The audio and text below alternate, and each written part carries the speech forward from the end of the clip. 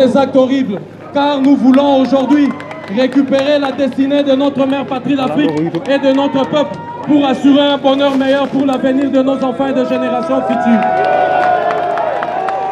Et en ce lieu, au nom de toute la jeunesse africaine et panafricaine et au nom de tout le peuple d'Afrique, je voudrais dénoncer aujourd'hui ces forces exogènes. D'abord, parce que je commence par cette armée française qui, depuis un moment donné, a choisi d'élire domicile dans notre mère patrie l'Afrique. Et cette armée, la liste sera longue et non exhaustive si je commence à citer les crimes et les massacres depuis les années 1945 perpétrés par cette armée qui a voulu, sans équivoque, détruire la vie des Africains, justement pour avoir accès à ces métaux précieux et stratégiques, à sa richesse immense. Et l'enjeu, la résistance héroïque du peuple Peul depuis des générations et du peuple africain de manière générale dérange les forces exogènes qui veulent déstabiliser l'Afrique. Parce que, justement, ce qui se passe au Mali, c'est de créer ces conflits pour déstabiliser l'ensemble de la sous-région. En déstabilisant l'ensemble de la sous-région, cela permettrait à l'armée française de continuer à piller systématiquement l'or, l'uranium, l'argent, le zinc, le cobalt et le pétrole du peuple malien et du peuple africain de manière générale.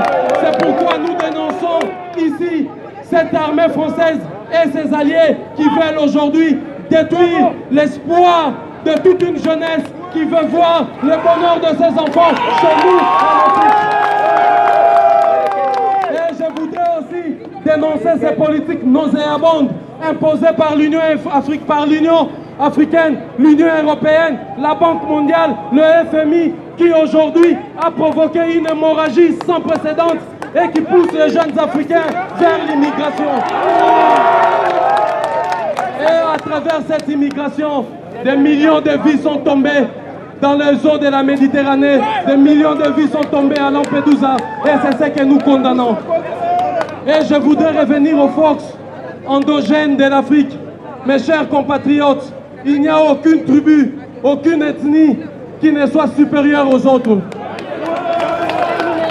Et à travers ça, je voudrais condamner toute l'élite politique africaine, de gauche, de droite, de l'opposition, comme du pouvoir, qui veulent attiser ces conflits, justement pour des postes ministériels, pour le pouvoir. Et je condamne en premier le président irresponsable, aveugle, naïf et inapte, Ibeka, qui autorise aujourd'hui cette destruction totale de notre mère patrie l'Afrique.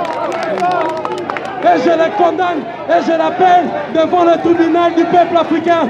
Devant le tribunal du peuple africain, j'appelle Ibeka qui soit jugé et condamné et terminer ses fonctions parce qu'il est incapable, inapte et irresponsable.